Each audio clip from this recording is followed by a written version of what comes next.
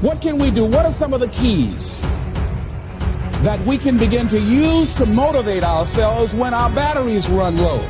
Because I don't care who you are, I don't care what you do, at some time you are going to get tired. At some time you're going to get in a rut. Seem like nothing you do works out right.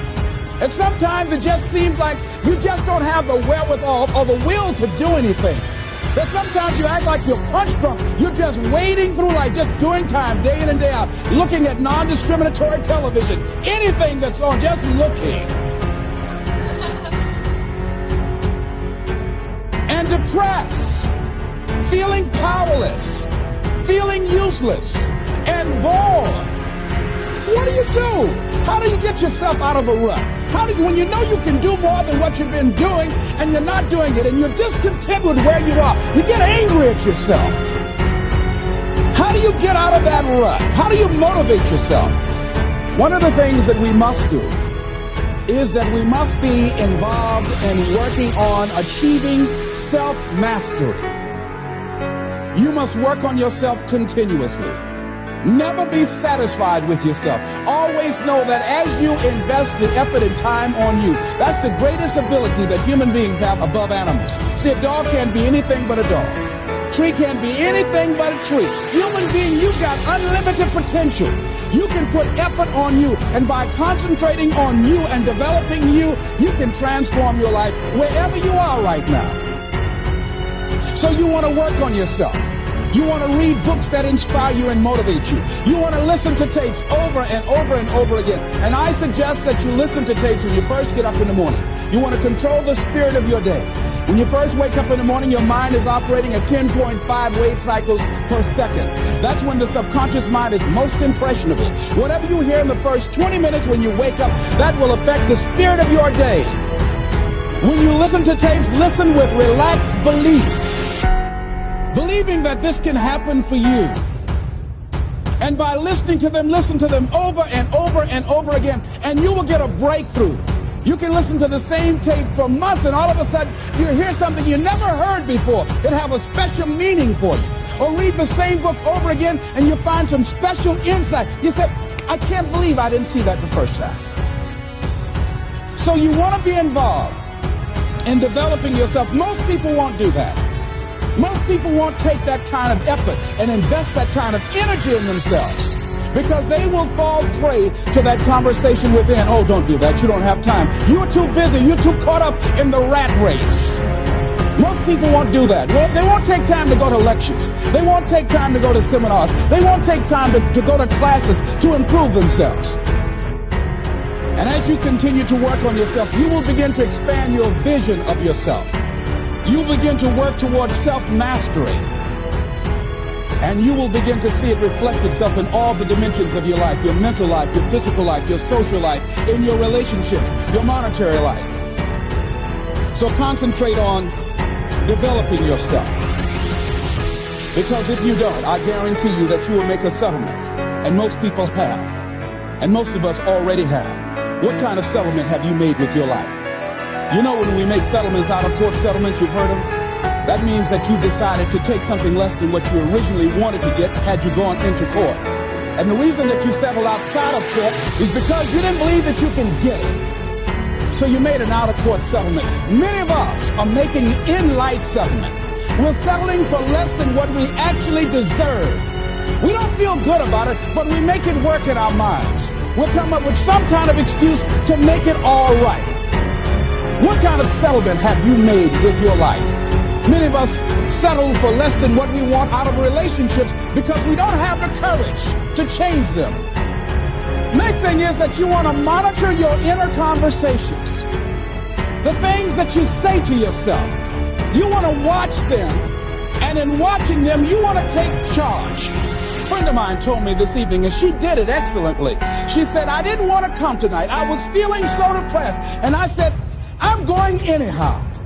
See, that was the conversation. Oh, you really don't feel like it. You really don't need to do it. You don't really need to read anything. Forget all that. That's that inner conversation. Oh, you don't need to worry about trying to go into your own business. Forget that. You can't do that. What if you lose everything you've got? That inner conversation that stops you from doing the things you want to do less, don't do that. How can you possibly think about being a motivational speaker? You don't have the contacts, you don't have the money, you don't know the right people, you're going to get up there and your mind's going to go blank. Forget all that. You remember that time you got up before some people and you panicked? You stood up and your mind sat down? Don't you remember? And I said, yes. And then I said, shut up. So you got to learn to stand up to yourself inside yourself. And short circuit, override that conversation that's always going on. 85% of what that conversation will tell you is negative. It's negative. It will tell you you're tired when you really are not tired. It will tell you you can't do it. It will fill you with fear. So you've got to watch that conversation. And when you find it going on, you've got to stand up to it and say, I'm going to do this anyhow. I'm afraid, but I'm afraid not to do it. And I'm not going to let you stop. In order to begin to find some keys to self-motivation to drive yourself, in addition to working on yourself, and as you work on yourself, you feel good about yourself, and as you feel better about yourself, you treat yourself differently. Develop a health plan. See, you can't feel well and do well if you don't have good health. You can't perform if you don't have your health. Your health is valuable. Develop a health plan. A plan that you will follow, because this is the only vehicle that you have to carry you through this experience called life. And you want to take good care of it because you love you enough. You care enough about you. And that's not easy. It is not easy having a health plan and sticking to it. But you're worth it doing it again and again and again. I have lost 22 pounds several times. I always do it. I love potato chips. People who know me know I love M&M peanuts. I love peanut butter and jelly sandwiches. I love my mother's sweet potato pie. I love this. It's not always on my health plan, but I put it on there sometimes. I said life is too short to go without sweet potato pie. If I go tonight, I want you to slip a slice of sweet potato pie in my casket. And watch the smile on my face. Next thing is, as you take care of yourself, the next key is keys to motivation, to self-motivation. You want to live life with energy and passion. You want to make a conscious effort to be lively. See, in life, you either saying hello or goodbye. You either on the way or in the way. Leave dead people alone. Some folks just walking around looking saying, how you doing, honey? Stay away from these people. Just go away from them. It affects you. The biggest challenge that you will have in life is you. There's an old African proverb that says, if there's no enemy within, the enemy outside can do us no harm. The next thing that is a key to self-motivation is that you've got to ask yourself, what do I want out of life? What do you want out of life? What do you want out of a job? What do you want out of a career? What do you want out of a relationship? What do you want? What gives you your life? How will you know when you got it? What will make you happy? You need to know. You need to start asking yourself some questions. What do I really, really, truly want? You need to be exact about that. Don't be vague. Oh, I just want to be happy. That's too vague. What will make you happy? How will you know when you got it? Zero in on it. Be exact. Be specific.